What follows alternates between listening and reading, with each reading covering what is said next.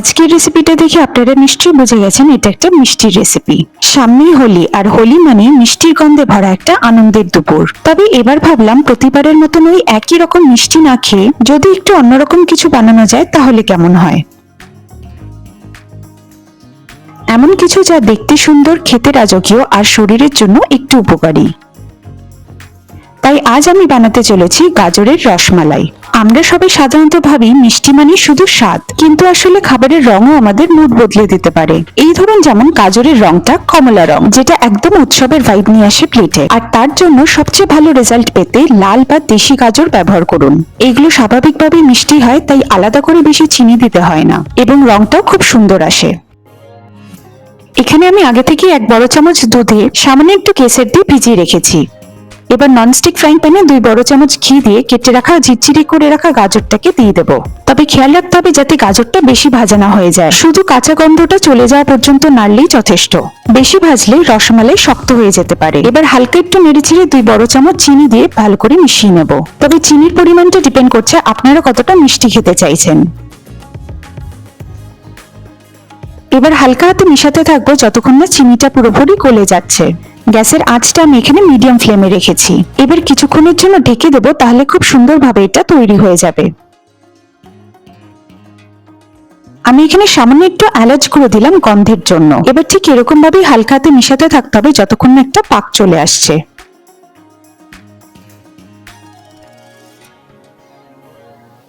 তবে এই রেসিপিটার মজা কি জানেন? দুধের সঙ্গে গাজর মিশে এই ডেজার্টটা হয়ে যায় বেশ পুষ্টিকর, মানে মিষ্টি খাওয়ার গিল্ট একটু হলেও কম। আর এই রসমালাই বানাতে আলাদা কোনো জটিল উপকরণের দরকার পড়ে না। বাড়িতে থাকা সাধারণ ইনগ্রিডিয়েন্টস দিয়ে তৈরি হবে একদম দোকানের মতন সফট, রিচ আর সুগন্ধি মিষ্টি।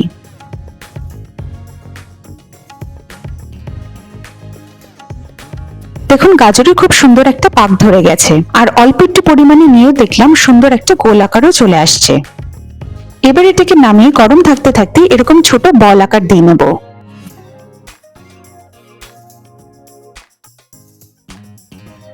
তবে কি জানেন তো, ছোটবেলায় হোলির দিন রং খেলার পর যখন সবাই ক্লান্ত হয়ে বাড়ি ফিরতাম, তখন একটা ঠান্ডা মিষ্টি মুখে দিলে যে শান্তিটা লাগতো, আজকের এই রেসিপিটা ঠিক সেই অনুভূতিটাই ফিরিয়ে আনছে। এখানে একটা ছোট্ট টিপস আছে। সফট টেক্সচারের জন্য গাজরের এই বলস গুলো বানানোর সময় খুব হালকা হাতে চাপনা দিয়ে গোল আকারটা দিতে হবে। হালকা হাতে বানালে দুধ সহজেই ঢুকে যাবে, আর রসমালাই হবে তুলতুলে নরম। আরো একটা খুবই ইম্পর্টেন্ট টিপস, যেটা আপনাদের এই ডেজার্টটাকে করে দেবে আরো টেস্টি। আর সেটা জানার জন্য আপনাদেরকে আমার সাথে ভিডিও শেষ অবধি থাকতে হবে। এবার এই ছোট্ট ছোট্ট গাজরের বলস গুলো তৈরি হয়ে গেলে আমরা এটাকে দুধে দিয়ে দেব। এখানে আরেকটা জিনিস আপনাদের মাথায় রাখতে হবে, সেটা হচ্ছে দুধ সবসময় ফুল ফ্যাট নিতে হবে। রসমালাইয়ের আসল স্বাদ আসে দুধ থেকে, টোন্ড বা পাতলা দুধ নয়। ফুল ফ্যাট দুধ ব্যবহার করলে রাবড়ি হবে ঘন, ক্রিমি আর একদম দোকানের মতো। আর রাবড়ি বানানোর সময় তাড়াহুড়ো তো একদমই করবেন না। ধীরে ধীরে দুধ কমলে ন্যাচারাল মিষ্টি আর রিচ ফ্লেভার তৈরি হয়। এটাকেই বলে পারফেক্ট রসমালাই টেস্ট। দুধটা যে ঘন এসেছে, তখন আমি এখানে 2 বড় হাতে চিনি দিয়ে দিচ্ছি।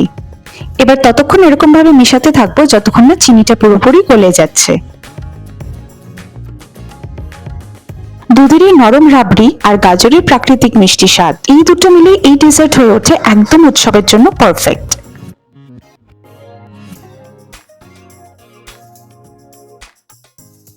এবার যখন দুধটা বেশ ঘন হয়ে গেছে আর চিনিটাও গলে গেছে, আমরা এবার একে একে গাজরের বলস গুলোকে দিয়ে দেব।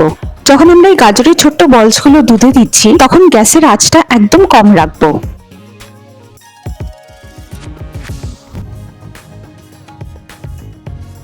এগুলোকে দুধে দিয়ে আমরা কিন্তু বেশি মিক্স করার চেষ্টা করব না, তাহলে ভেঙে যেতে পারে। হালকা একটু ফুটিয়ে নিলেই রেডি।